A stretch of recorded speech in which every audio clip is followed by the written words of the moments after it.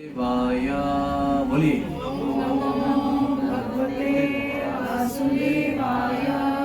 ओम नमो भगवते वासुदेवाय।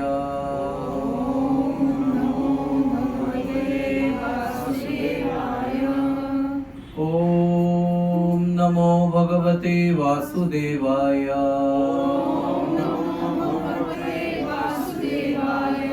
हरे कृष्णा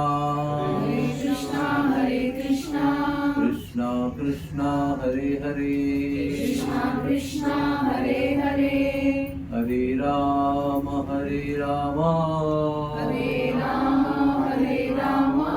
राम राम हरे हरे।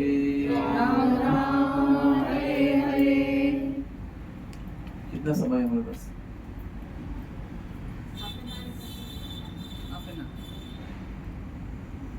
हरे कृष्णा।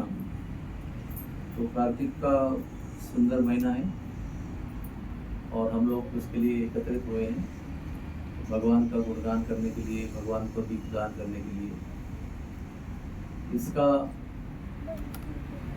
अगाध महिमा है, अनंत महिमा। कलयुग के लोगों को इसके विषय में अधिक पता नहीं है, इसलिए हम अभी इस प्रयास में है कि सभी सनातन धर्मियों को इसके बारे में पता होना चाहिए। हमारा गौरव हमें ही पता होना चाहिए। पहले हमारे धर्म के प्रति ज्ञान अगर हमको नहीं पता होगा तो क्या आपको ये आशा है कि विधर्मियों को आपके धर्म का पता होगा? या अगर आपको लगता है कि अपने धर्म का रक्षण होना चाहिए, रक्षा होनी चाहिए, तो आपकी क्या ये आशा है कि विधर्मी लोग आपके धर्म की रक्षा करेंगे? वो अपने धर्म की रक्षा करेंगे, हमें अपने धर्म की रक्षा करनी है। और सबसे इम्पोर्टेंट इसमें एक बात है कि पहले रक्षा उसकी होती है जिसके बारे में ज्ञान होता है। अगर केवल हम नाम के ही सनातन धर्मी हैं और हमको हमारे धर्म के विषय में पता ही नहीं है तो क्या रक्षण करेंगे हम? और एक बात याद रखना, अगर हमें अपने धर्म के विषय में रक्षा नहीं है, पता नहीं है, ज्ञान नहीं है, तो हम जरूर किसी न किसी धर्म से प्रभावित होंगे, क्योंकि हमारा प्याला खाली है ना, तो कोई भी अपना जल डाल सकता है उसके अंदर। अगर समझो कोई धर्म के विषय में आपको कोई प्रभावित नहीं कर रहा है तो विदेश की संस्कृति आपको प्रभावित करेगी। हमारा कपड़े पहनने का ढंग, हमारा कहने का ढंग, बोलने का ढंग, हमारी विचारधारा सब पश्चिम देश की हो जाएगी, खाली नहीं रहेगा। अगर हमारी चेतना का प्याला धर्म के ज्ञान से भरा नहीं है, धर्म के स्वाभिमान से भरा नहीं है, तो फिर विदेशी संस्कृति आपका प्याला भर देगी और हम कहीं के नहीं रहेंगे। इसलिए इतनी नहीं थी पहले जितनी अभी आवश्यकता है कि हमारे धर्म के प्रति पूरा ज्ञान और उसके प्रति पूरी संरक्षण की भावना और स्वाभिमान की भावना, ये निर्माण होना बहुत आवश्यक है। तो उसी में आता है ये कार्तिक महीने का ज्ञान। केवल लोग दिवाली मनाते हैं, पटाखे फोड़ते हैं, कभी दीपक लगाते हैं, लेकिन दीपावली का ये जो महीना है ये अनेक उत्सवों से भरा हुआ है। अनेक उत्सव, एक नहीं, कम से कम 15 उत्सव हमें बता सकते हैं। इस 30 दिन में 15 ऐसे ओकेजन्स हैं, पवित्र उत्सव के ओकेजन्स। तो ग्रॉसली देखा जाए तो ये महीना जो है, इसमें धर्म के विषय में जो भी हम कार्य करेंगे उसका 1 लाख गुना अधिक लाभ मिलेगा। फॉर एग्जाम्पल, अगर हम एक बार, आप सब लोग बोलिए हरे कृष्णा, तो एक बार अभी हरे कृष्णा बोलेंगे तो आपको 1 लाख बार हरे कृष्णा बोलने का अकाउंट आपके में जमा होगा। इस प्रकार का लाभ इस महीने में मिलता है, क्योंकि समय समय का प्रभाव होता है। रात को सोने का मूड बनता है, दिन में काम करने का मूड बनता है, सुबह उठ के ध्यान करने में क्या कहते हैं अनुकूलता होती है। उसी प्रकार से ये जो महीना है इसमें भगवान ने अपना पूरा जो कृपा है उसको पूरा वर्षाव करके रखा है, और जो भी थोड़ा बहुत इस महीने में करेगा उसको बहुत सारा लाभ मिलेगा। तो इसमें हम लोग ये दीपदान कार्यक्रम करते हैं। इस दीपदान करने से जन्म जन्मांतर के कोटि कोटि जन्म के जो हमारे संचित हैं, संचित दो प्रकार के होते हैं, पाप होता है, पुण्य भी होता है। संचित कहते हैं यानी जमा कर्म, हमारा जमा कर्म जो है वो सब नष्ट हो जाता है, और इस दीपक को भगवान को अर्पण करने से भक्ति की वृद्धि होती है। तो उस महीने में भगवान ने इतनी सुंदर सुंदर लीलाएं की हैं, बाल लीलाएं खास करके, जैसे माँ यशोदा ने कृष्ण को बांधा है इस महीने में। तो विश्व में सबको कर्मों के बंधन में बांध के रखते हैं भगवान, उन्हें भगवान को, उस भगवान को यशोदा माई ने प्रेम से बांधा। भगवान ने स्वेच्छा से उनसे बंधने का स्वीकार किया, इसलिए वो बंध गए। बहुत अनोखी लीला है। तो मैं आपको जो आज बताने वाला हूँ वो इसी महीने में जो हुई थी वो लीला बताऊंगा। सबसे पहले तो श्रीमद् भागवत में तीसरे स्कंद में ब्रह्मा जी सृष्टि का निर्माण करते हैं। बड़ा भयंकर प्रलय का समुद्र जो है वो लहरा रहा था, उसमें ब्रह्मा जी का जन्म हुआ कमल में। ब्रह्मा जी भ्रमित हो गए, उन्होंने भगवान पर ध्यान किया, भगवान ने उनको हृदय में प्रेरणा दी, वो भगवान के शरण में गए। उसके बाद भगवान ने उनको संवाद किया, उनके साथ वार्तालाप किया। उसी प्रकार अर्जुन युद्ध में आए, युद्ध करने के हेतु, लेकिन जब देखा कि चाचा मामा काका नाना सब पितामह सब सामने खड़े हैं, सब परिवार के लोग हैं, तो उनको भ्रम हो गया। उनके जीवन का ये सबसे बड़ा युद्ध था। बाकी बहुत सारे युद्ध खेले और जीते भी, लेकिन ये जो युद्ध था वो महाभारत, पूरा वर्ल्ड दो पार्ट में डिवाइड हो गया। एक पांडवों के पक्ष में सारे कुछ लोग थे और सारे बचे हुए कौरवों के पक्ष में थे। बीच में कोई न्यूट्रल पार्टी एक ही थी, बलराम जी जो तीर्थ यात्रा में चले गए, और विदुर जी को भी उनको निकाल दिया गया। तो दो ही व्यक्ति खाली बाहर थे, बाकी सारे व्यक्ति जितने क्षत्रिय पुरुष थे वो सब युद्ध में थे। तो अर्जुन को इतना बड़ा भ्रम हो गया, क्या करूं क्या नहीं करूं, क्या सही है क्या गलत है, ये भी लगता है सही है वो भी सही है। तो भगवान को शरण गए, भगवान का आश्रय लिया। जब तक आश्रय नहीं लिया तब तक केवल अर्जुन बोलते रहे, जब आश्रय लिया तब भगवान ने बोलना शुरू। तो ये जो जीवन में भगवान का शरण लेने की जो आवश्यकता है वो बहुत महत्वपूर्ण है। या तो भगवान के शरण में है, और भगवान के शरण में नहीं है तो 100% माया की शरण में। There is no third party. हमको शरण में रहना ही है, वो हमारा स्वभाव है। शरण में रहने से हम बचेंगे नहीं किससे, लेकिन भगवान की शरण नहीं चुनेंगे तो माया की शरण लेनी पड़ेगी, तो जन्म मृत्यु की श्रृंखला चलती रहेगी।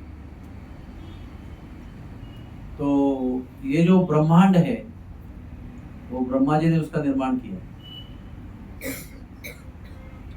उसको कहते हैं प्राइमरी क्रिएशन। लोकों का क्रिएशन जो है वो विष्णु भगवान ने किया। उन लोकों में हमारा निर्माण जो है जीव सृष्टि वो विष्णु ने किया। तो विष्णु के पास विष्णु ने ब्रह्मा जी को इतनी बुद्धि दी है, इसके द्वारा ब्रह्मा जी ने हम सब योनियों का निर्माण किया।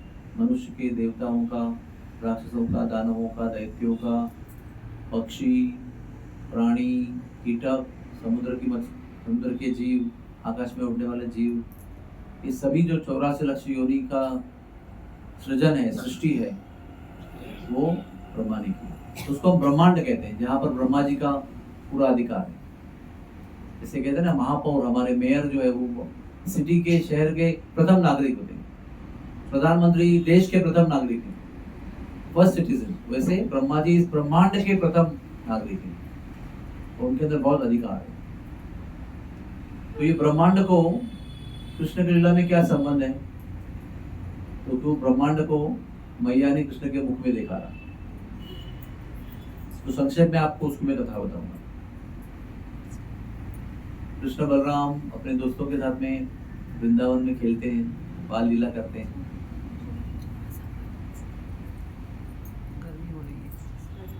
थोड़ा सा बढ़ाओ। एक पॉइंट श्रेया। हाँ,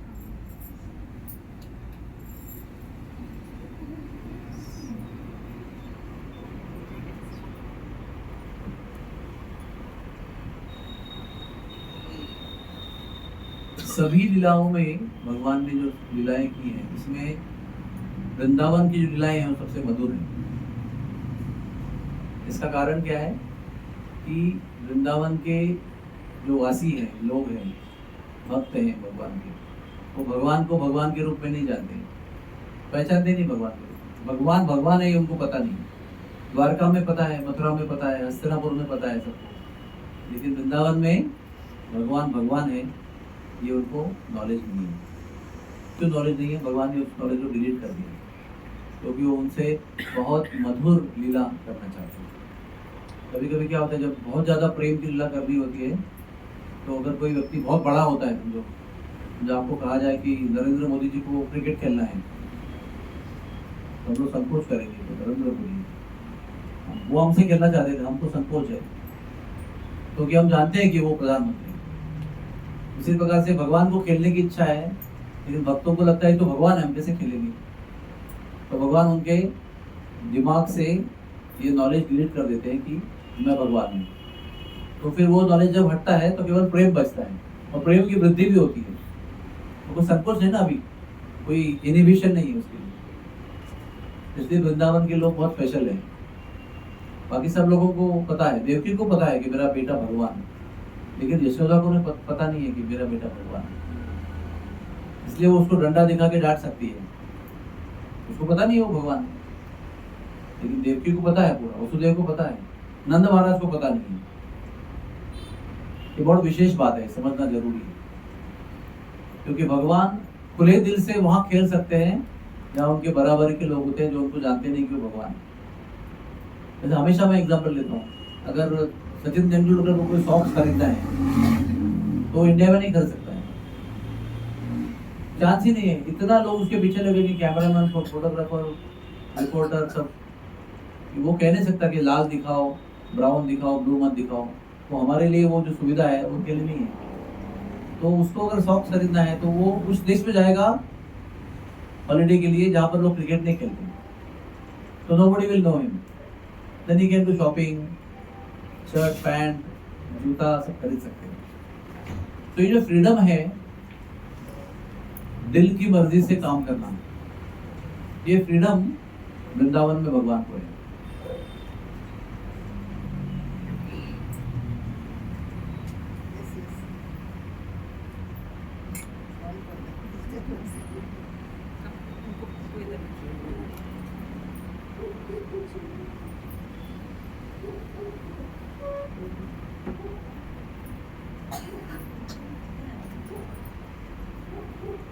हरे कृष्ण।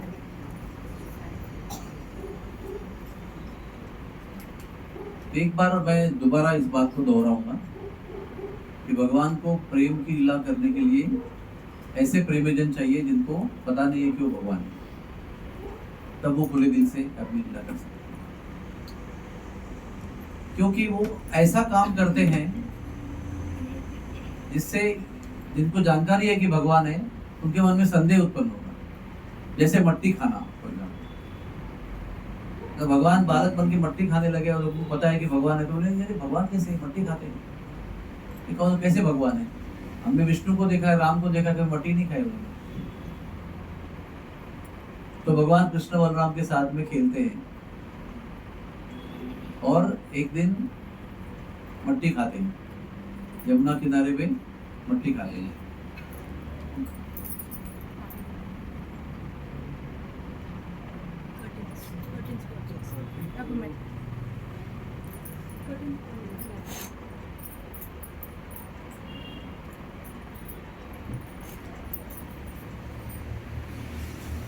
हरे कृष्ण। एक दिन मट्टी खाते हैं, फिर बलराम जी और वाल जो हैं वो घर पे आके कंप्लेंट करते हैं भैया को कि कान्हा ने मट्टी खाई है। तो फिर भैया आके कान्हा को पूछते हैं तुमने मट्टी खाई है? तो कहता है नहीं, मैंने मट्टी नहीं खाई। तो ये लोग सब क्या बोल रहे हैं? वो कहते हैं ऐसा हुआ कि हम लोग खेल रहे थे, दो पार्टी थी हमारी, मेरी पार्टी और बलराम जी की पार्टी। तो आज के खेल में बलराम जी की पार्टी हार गई, इसलिए वो नाराज हो गए, वो दुखी हो गए और वो जानबूझ के मेरी कंप्लेंट करना चाहते। तो फिर वो बलराम जी को कहते हैं क्या ये सही है, आप हार गए इसलिए आप चिढ़ गए इसलिए उसको कंप्लेंट कर रहे हैं झूठ मूठ की। बोले नहीं, हकीकत में मट्टी खाई है। तो फिर वो आगे पीछे बहुत नोकझोंक होती कि नहीं हाँ, क्रॉस चेकिंग सब होता है। फिर वो कहते हैं कि मैया इतना बहस क्यों करना है, आप मुंह खोल के देख लो ना। तो हाथ की कंगन को आरसी की जरूरत क्या है, आप मुंह खोलो और देखो है कि नहीं। अभी बोल तो दिया और मट्टी तो खाई थी। तभी उनको क्या लगा कि अगर मैं मुंह खोलूंगा तो मट्टी दिखेगी, तो मैया को क्रोध आएगा, तो मैया दंड देगी, डांटेगी। तो भगवान डर गए बालक रूप में। अब यही तो प्रॉब्लम है उनको समझने में कि जिसके कारण और या जिससे मूर्तिमान जो भय है यानी पर्सोनिफाइड फियर, वो भी उनसे डरता है। यमराज जैसे देवता भी उनको देखकर कांपते हैं, एक पत्ता भी उनकी इच्छा से नहीं खिलता, वो भला किससे डरेंगे। लेकिन वृंदावन में आकर वो प्रेम के वश मैया से डरना चाहते हैं, वो भावना का अनुभव करना चाहते हैं। तो वो डर जाते हैं कि अगर मैं मुंह खोलूंगा तो मैं पकड़ा जाऊंगा, दंड भी होगा मुझे। तो वो माता का जो ध्यान है वो हटाने के लिए वो अपने मुख में ब्रह्मांड दिखाते हैं। तो माता भी दांतों में मट्टी को नहीं देख रही है, अभी क्या दिखेगा तो ब्रह्मांड देखेगी। तो ब्रह्मांड कैसा होता है, 14 लोक का होता है एक ब्रह्मांड, 7 स्वर्ग होते हैं, भू भूवर स्वर जन तप महर सत्य 7, फिर पृथ्वी लोक, फिर 6 अतल वितल सुतल तलातल रसातल और पाताल, 6 प्रकार के नीचे के लोग, टोटल 14 होते हैं। तो वो जब मुंह में देखती है तो पृथ्वी लोक में वृंदावन में भगवान के खोले हुए मुख में देखते हुए अपने आप को भी देखती है। जैसे वो टीवी में आप देखते हो ना कि आपकी फिल्म देख रहे हो आप, लाइव सीसीटीवी, तो आपको भी देख रहे हो। लिफ्ट में कभी क्या खड़े रहते हो तो आपको भी देखते हो कि आप लिफ्ट में खड़े हो। उसी प्रकार से वो अपने आप को भी उनके मुख में देखती है और बहुत चकरा जाती है वो। तो कहती है मैं क्या देख रही हूँ, क्या मुझे कोई बीमारी हो गई है, क्या मैं कुछ भ्रम देख रही हूँ, क्या स्वप्न देख रही हूँ, क्या ऐसे कुछ टोना हो गया मेरे ऊपर।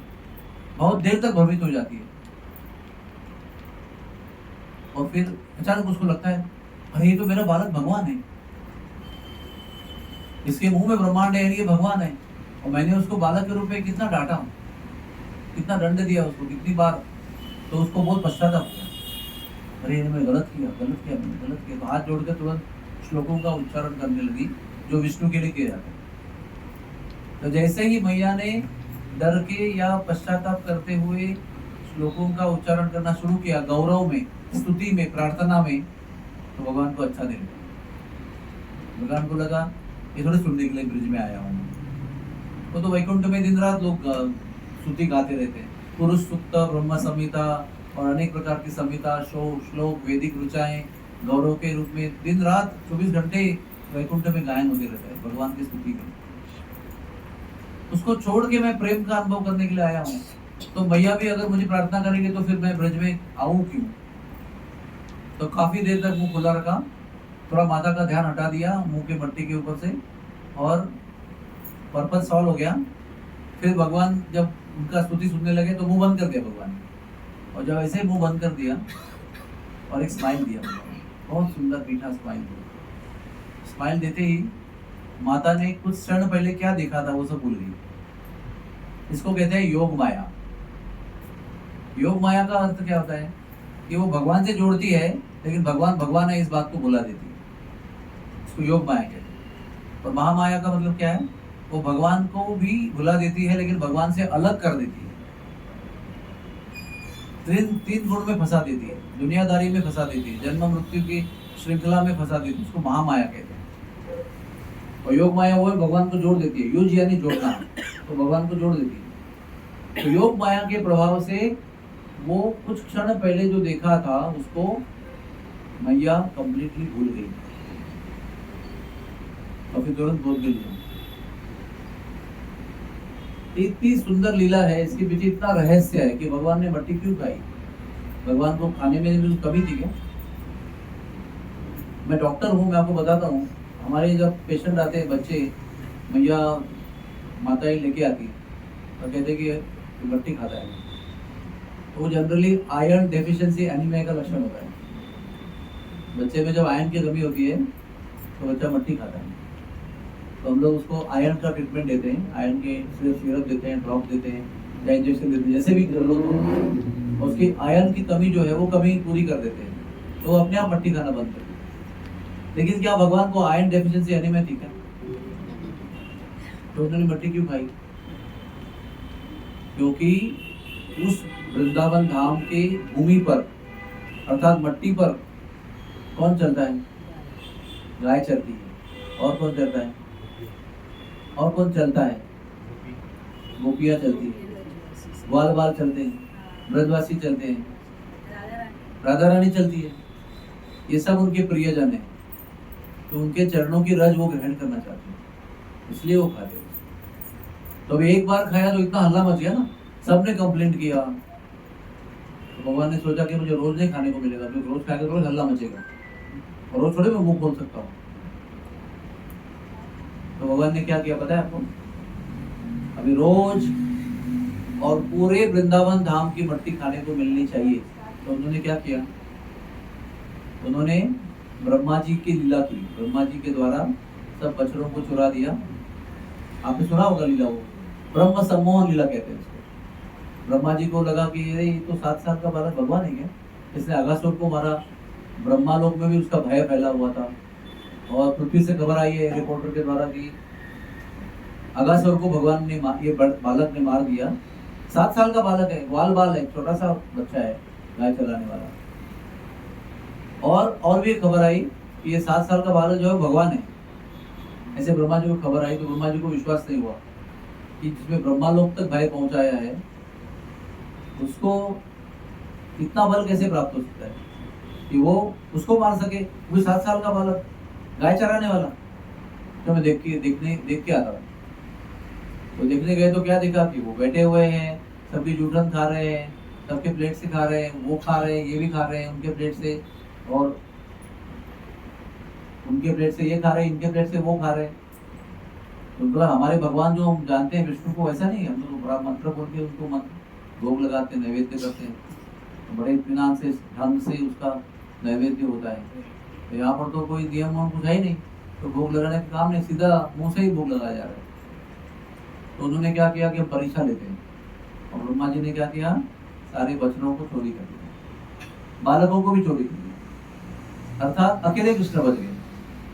सभी करोड़ों ग्वाल बालों को और करोड़ों गायों को लेकर आए थे, बछड़ों को। उस समय वो बछिया बछड़ों को चलाते थे, बड़ी गायों की जिम्मेदारी नहीं दी थी, उसको वत्सपाल कहते हैं। जब बड़ी गायों का जिम्मेदारी थी तो गोपाल बनते हैं, लेकिन पहले वत्सपाल थे, 1 साल से 5 साल तक उसमें लीला हुई है। तो सभी बछड़ों को बच्चियों को चुरा के ले गए वो। अभी घर जाने का समय आया तो क्या हुआ?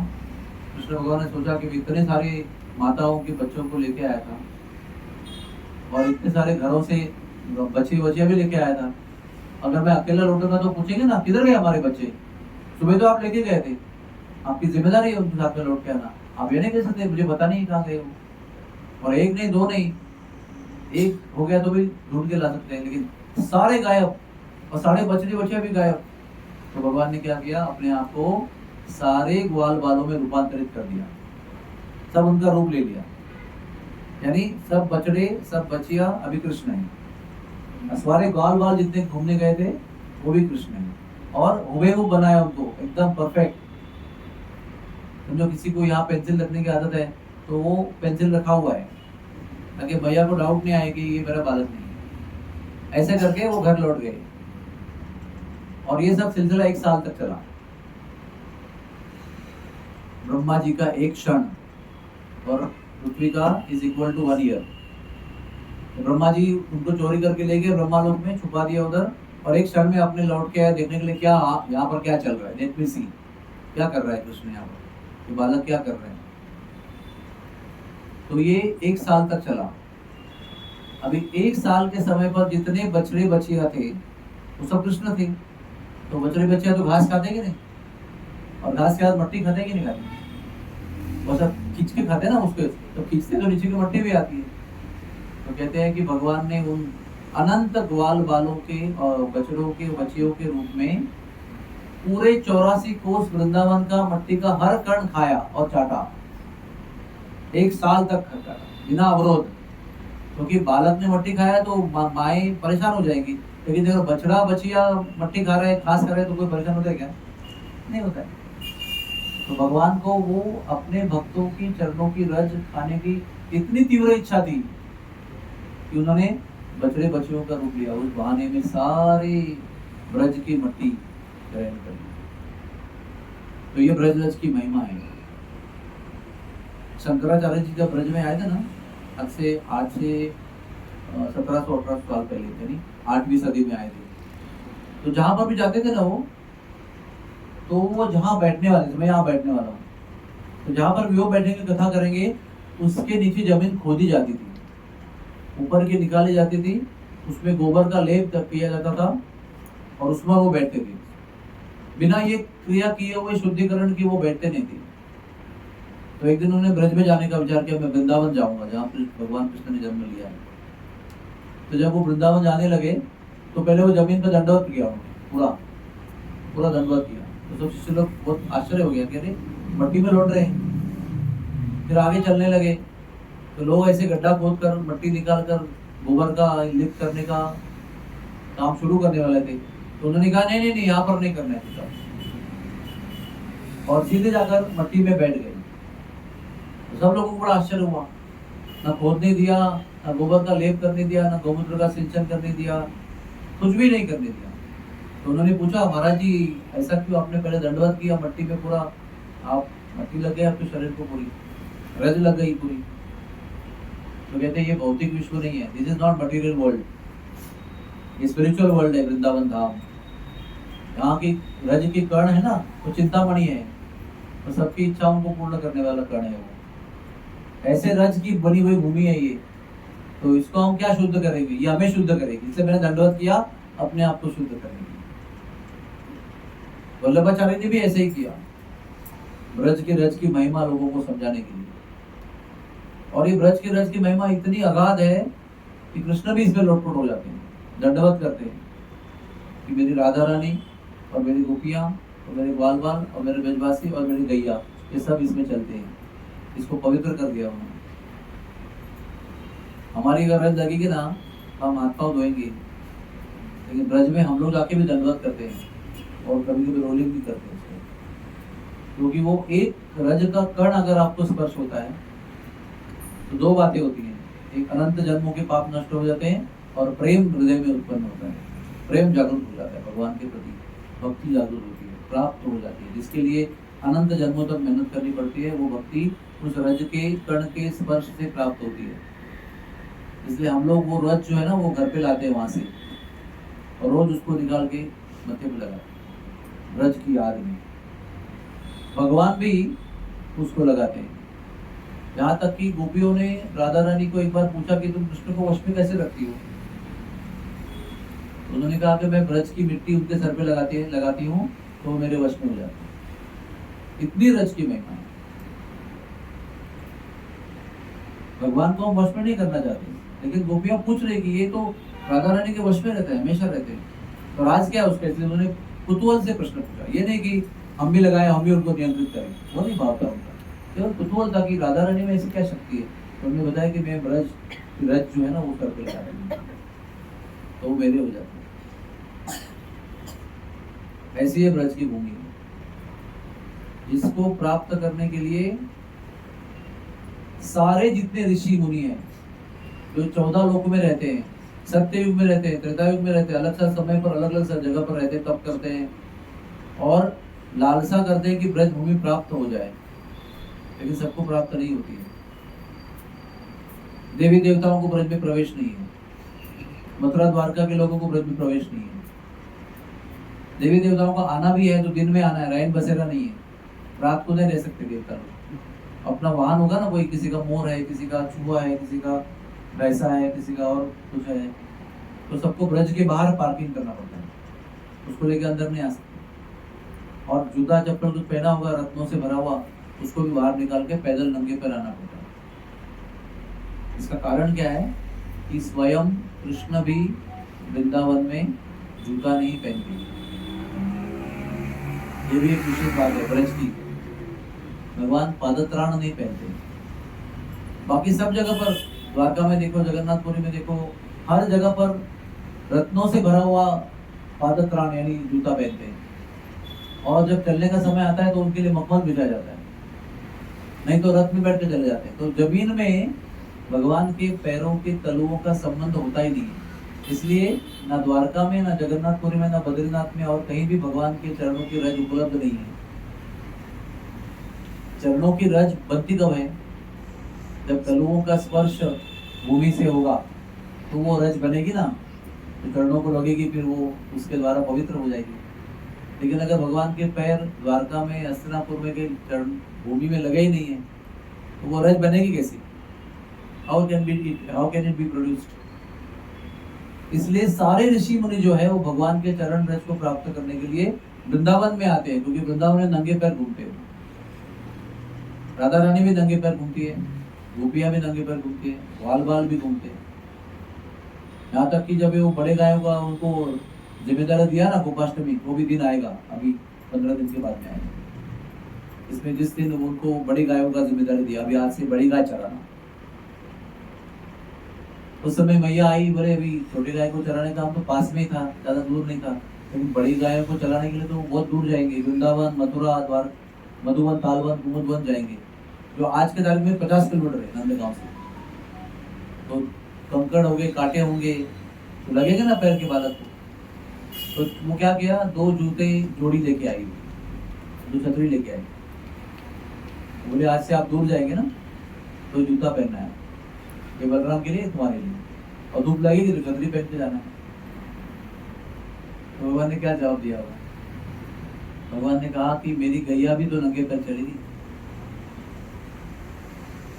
मैं कैसे यथा गावो तथा गावस, यानी ग्वाल वालों को, हमारे हम जो जाति, हमारे ग्वाल वालों की जाती है ना, हमारे लिए जैसे गायों को रखना है वैसे अपने आप को रहना है।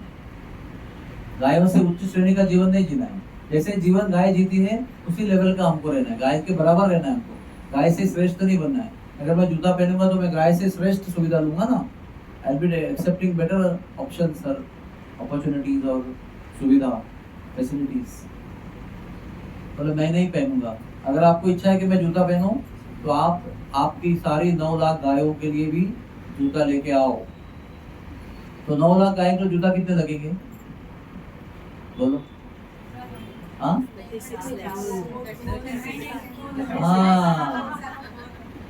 इसलिए मैंने पूछा, आप तुरंत बोलेंगे 18 लाख।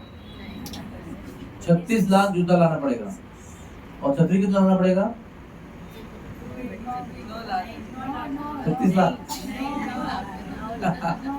छतरी 1, जूता 4। हाँ? तो भैया ने कहा मेरे पास इतनी छतरियां नहीं है, इतने जूते भी नहीं है, तो लाला ने कहा कि हम जूता स्वीकार नहीं करेंगे। तो भगवान नंगे पैर पूरे वृंदावन में घूमे। तो आप सोचो इसके बारे में। इसके बीच में एक घटना हुई, सभी गायें भी सुन रही थी कि मैया और लाला का संवाद चल रहा है। वो कह रहे जूता पहनो, ये कह रहे नहीं पहनूंगा, वो कह रहे पहनो, नहीं पहनूंगा। अंतिम निर्णय हुआ कि ये नहीं पहनेंगे, फाइनल डिसीजन। तो वो सारे जो गायें थी, जितनी भी गायें थी, वो सारी गायें चारों तरफ ब्रज में गई। ध्यान से सुनो, पूरे ब्रज में गई वो चारों तरफ, 10 दिशाओं में गई, और अपने पैरों से कूट कूट कर जितने भी कांटे, कंकड़, पत्थर थे सब पाउडर बना दिए। तो उनको पता नहीं था कि फर्स्ट डे किस दिशा में जाएंगे, तो बोले चांस को लेना है, सब दिशाओं में ये काम करेंगे तो पैरों में कष्ट नहीं होगा उनके। उन्होंने ना अपना होता है ना वो Johnson and Johnson baby talcum powder, देखा है कभी हाथ में डाल के? कितना वो मुलायम होता है, कितना महीन होता है, कितना सॉफ्ट होता है, कितना मृदु होता है वो, ताकि बालक को कभी लगाने में ऐसे हार्श न लगे, उसका स्किन इतना नाजुक होता है। वैसे भगवान के पैर जो है ना, वो मक्खन से भी अधिक मुलायम होते हैं। कभी भगवान के शरीर के बारे में सोचा है आपने? जैसे आपने अभी अपने बालक को पकड़ा है, तो छोटी सी थी तो ऐसे पकड़ते ना, ऐसे उठा के ऐसे घूमते रहते ना, क्योंकि वो ऐसे ही शरीर है उसका, इतना शरीर बीच में है ना उसका, आप ऐसा उसको उठा रहे हैं। लेकिन समझो बालिका का शरीर इतना इतना कोमल है, इतना कोमल है, इतना कोमल है कि आपकी उंगलियां मिल जाए तो आपको कैसा लगेगा? अरे भाई उंगलियां बहुत सख्त है, उसके नरम नरम शरीर में कष्ट होता होगा। वो समस्या माता यशोदा को हुआ करती थी, क्योंकि इनका दोनों का शरीर इतना मक्खन से भी अधिक मुलायम था कि जब उठाने का समय था तो ऐसे मिलता था उंगलियां उनकी, तो पैर भी तलुए भी उतने ही मुलायम थे उनके। तो इसलिए सब गायों ने मट्टी को इतना मुलायम बना दिया, इतना महीन बना दिया कि वो कहीं भी चलेंगे तो पैरों में कष्ट नहीं होगा। और आगे बात सुन लीजिए, और क्या क्या गायों ने जब कूट कूट कर अपने पैरों से सारी कंकड़ कांटों को पाउडर बना रहे हैं, तभी प्रेम के कारण, कृष्ण के प्रेम के कारण उनके थनों से दूध भी टपक रहा है। जैसे किसी नई नई माँ हुई माता को अगर बालक की याद आती है कभी, जो 3 महीने के बाद ऑफिस चली गई हो और दूध पीने का समय आया तो उधर दूध निकलता है स्तन से माँ, आप लोगों ने अनुभव किया होगा, वो प्रेम है माता का बालक के प्रति। तो वात्सल्य से वो गाय के थन में भी उस समय कृष्ण के प्रेम की वजह से दूध टपक रहा था, तो साथ साथ मुलायम भी कर रहे थे और ठंडा ठंडा दूध भी उस पर सींच रहे थे। तो क्या हुआ, एकदम कोल्ड ऐसा मक्खन जैसी भूमि तैयार हो गई और वो आके अपनी जगह पे खड़े हो गए। और जब कृष्ण चलने लगे तो उनको वो ठंडक का और मक्खन जैसी पेस्ट का अनुभव हुआ। उसके बाद में क्या हुआ, क्योंकि वो गीली थी, मुलायम थी, और पैर रखने के बाद क्या होता है, छापा गिरता है, चरण चिन्ह निर्माण होता है। इसलिए भगवान के चरण चिन्ह निर्माण हो गए, कृष्ण के 2, बलराम के 2, और 2 ही नहीं चल रहे ना आगे, अनंत निर्माण हो गए। तो सभी गायों ने और बालकों ने अपने आप में मीटिंग किया कि ये चरण चिन्ह जो है ना, ये ब्रज के अलंकार है, इस पर हम लोग पैर नहीं रखेंगे, ऐसे हम लोग चलेंगे, हम लोग बहुत सारे हैं लेकिन ऐसे चलेंगे कि इन चरणों पर, चिन्हों पर अपने पैर नहीं रखेंगे, साइड से चलेंगे, तो प्रिजर्व करेंगे। और भगवान के चरण चिन्ह से मैं भी चला गिला लेके यहाँ पर, तो 5 टोज और थोड़ा सा पैर का भाग निकलेगा। लेकिन अगर भगवान चलेंगे ना यहाँ पर, तो उसमें आपको अंकुश, चक्र, मत्स्य, बहुत सारे चिन्ह दिखेंगे, 12 और 14। राधा रानी के भी ऐसे अलग अलग चिन्ह हैं, कृष्ण के अलग चिन्ह है, बलराम के अलग चिन्ह है। तब जब चलते थे ना तो उनके चरण चिन्हों में ये सब निशानी दिखते थे और प्रकाश भी आता था उससे। ब्रज की महिमा है। एक और बार मैया ने कृष्ण को जिद किया कि तुमको जूता पहनना ही पड़ेगा, तो कृष्ण ने कहा कि आपकी जो गुरु है ना मैया, पूर्णमासी देवी, उसने मुझे कहा है कि ये पृथ्वी माता है, उस पर मैं जूता पहन के कैसे चलूं, उसका अपराध होगा। तो आपकी गुरु ने कही हुई बात को मैं मानता हूँ, इसलिए जूता नहीं पहनता हूँ। तो मैया को विश्वास नहीं हुआ कि पूर्णमासी ने ऐसे कैसे बताया। तो मैया पूर्णमासी के बाद गई, गुरु माता आपने मेरे बालक को कहा है कि जूता मत पहनो ब्रज में। हाँ मैंने कहा है, लेकिन वो बालक है ना, इसलिए मैंने उसको भूमि का बहाना बता दिया। लेकिन असली कारण मैं बताती हूँ यशोदा आपको कि मैंने उसको जूता पहनने को मना क्यों किया है। क्योंकि जहां जहां तेरा बालक पैर रखता है वहां वहां भूमि में सुपिकता आती है, यानी इट बिकम्स फर्टाइल। आपको देखना है, चलो मैं दिखाती हूँ। तो अभी कृष्ण चले गए थे, ये सब बातचीत करके चले गए थे नंगे पैर, तो उसके चरण चिन्ह जहाँ निकले थे वो पूर्णमासी ले गई, दिखाई देखो बाजू की भूमि देखो और चरण चिन्ह की भूमि देखो, उसमें सारा वेजिटेशंस और गोल्डन एफल्जेंस तेज बॉर्डर में सब निकला हुआ है। तो भैया ने पूछा ठीक है, अभी तो मैं समझ गई कि आपने मेरे बालक को जूता पहनने के लिए मना क्यों किया, क्योंकि उसके चरण कमल का स्पर्श जो है वो ब्रजभूमि का जीवन है, ब्रजभूमि का लायक है वो। लेकिन पत्थर का क्या, वो तो पहाड़ में भी खेलता है जाके, गोवर्धन में खेलता है, काम्य वन में बहुत सारे पहाड़ है वहां पर भी खेलता है, वो तो सख्त पत्थर है। तो आपको एक दिन दिखाऊंगी पत्थर पे क्या होता है। तो उस दिन कृष्ण का मुंडन था, मुंडन विधि था। वो आदि केदार बद्री मतलब वहां पर ब्रज में प्रकट हुए, केदारनाथ बद्रीनाथ। तो केदारनाथ में भगवान का मुंडन विधि था। अब जानते हैं ना, दोनों बालक पहले ही भाग के ऊपर चले गए, तो भैया को वाले टेंशन था कि पत्थर तो बहुत चुभता होगा इसको, तो वो पूर्णमासी उसको ले गए पीछे पीछे। तो क्या देखा मैया ने कि पत्थर पे पैर रखते ही ब्रज में पत्थर पिघल जाता है मक्खन की तरह, और बालक को पत्थर के सख्तपन का अनुभव नहीं देता है। जितने भी पर्वत है वृंदावन में, जैसे कृष्ण भगवान वहां आते हैं वो मक्खन की तरह मुलायम बन जाते हैं, और जब पैर निकाल दिया तो वापस सख्त बन जाते हैं और चरण चिन्ह निर्माण होते हैं। तो मैया को ले गई पूर्णमासी, दिखाया तो सारे चरण चिन्ह बने हुए ऊपर जाते हुए, और अभी वो सख्त बन गए, लेकिन जैसे वो पैर रख रहा है तो एकदम मुलायम हो रहा है। कितना वैल्यू है भगवान के चरण का, विचार करो आप। हर एक पर्वत मुलायम बन रहा है, गैया सब मट्टी को टाल्कम पाउडर बना रही है, ऊपर से दूध का सिंचन भी कर रही है ताकि चरण चिन्ह बचे रहे। आज भी आप वृंदावन में जाएंगे तो भगवान के चरण चिन्ह वहां पर है, नंदगांव में है, छोटी बठेन बड़ी बठेन में है, गोवर्धन के किनारे है, कई जगह पर है जहाँ पर हम लोग जाके प्रार्थना करते हैं। गोवर्धन के अंदर एक शाम कुटी है, वहाँ पर भगवान के बड़े बड़े चरण कमल है। नंदगांव में भी है, यहाँ गोपियाँ रोती थी भगवान की याद करके, वो चरण चिन्ह को देख कर याद करती। तो ये है ब्रज भूमि का महात्म्य, इसके द्वारा हम सबको भगवान धन्य कर देते हैं। हरे कृष्णा कृष्णा कृष्णा हरे हरे, हरे राम राम राम हरे। कोई किसी को प्रश्न है? कोई क्वेश्चन? Any question? कोई प्रश्न? जब हम और आप भगवान के विषय में चर्चा कर रहे हैं ना, मैं बोल रहा हूँ, आप सुन रहे हैं, कोई कष्ट का अनुभव हुआ आपको? घर में जो चल रहा है, कल जो हुआ था, परसों जो हुआ था, जो अभी चल रहा है करंटली, बर्निंग इशू, भगवान की कथा जब चलती है ना तो सब दुख खत्म हो जाते हैं। दुख वही रहते हैं, हम दुख के ऊपर चले जाते हैं। We become transcendental, we transcend the miseries of material world. अगर आपको निरंतर दुखों से ऊपर रहना है, निरंतर दुखों से मुक्त रहना है, तो आपको ये निरंतर भगवान की कथा सुनने की आदत लगानी पड़ेगी।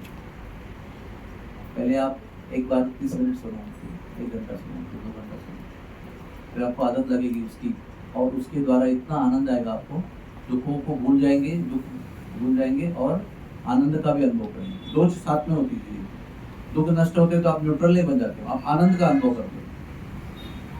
जैसे आप स्नान करते हो तो क्या होता है, शरीर स्वच्छ हो जाता है, यानी गंदगी निकल जाती है और शरीर स्वच्छता का अनुभव होता है, प्यूरिटी का अनुभव होता है। उसी प्रकार से भगवान की कथा सुनने से सारे दुखों का नाश होता है और आनंद का अनुभव होता है। जो आनंद आपको चाहिए, जिसके आप खोज में हो, जिसके लिए आप मेहनत कर रहे हो, आनंद का अनुभव भगवान की कथा सुनने से होता है। इसलिए श्रृण्वताम स्वकताम कृष्ण पुण्य श्रवण कीर्तन, ये सबसे पुण्य श्रवण है भगवान की कथा का। और अगर उसके लिए हमारे लिए रुचि नहीं है तो आप किसी और की कथा सुनेंगे, फिल्म स्टार की सुनेंगे, क्रिकेटर की सुनेंगे, पॉलिटिशियन की सुनेंगे, क्योंकि कथा सुनना आपका स्वभाव है। और भगवान की नहीं सुनेंगे तो किसी और की सुनेंगे, क्योंकि आपको आपकी भूख है वो। किसी को हीरो बना के रखना, किसी को अडोर करना, किसी को पूजन करना, किसी को वंदनीय करना, वंदनीय मानना, गौरव करना, ये हमारा स्वभाव है। तो अगर भगवान उस जगह पर नहीं है तो आप किसी फिल्म स्टार या किसी और सेलिब्रिटी का गौरव करेंगे। लेकिन अगर भगवान का गौरव सुनेंगे तो आपको किसी का गौरव सुनने की जरूरत नहीं, क्योंकि सबसे बड़ा हीरो तो भगवान ही है। The best hero of life is Lord Shri Krishna. Hare Krishna Krishna Krishna Hare Hare, Hare Ram Ram Ram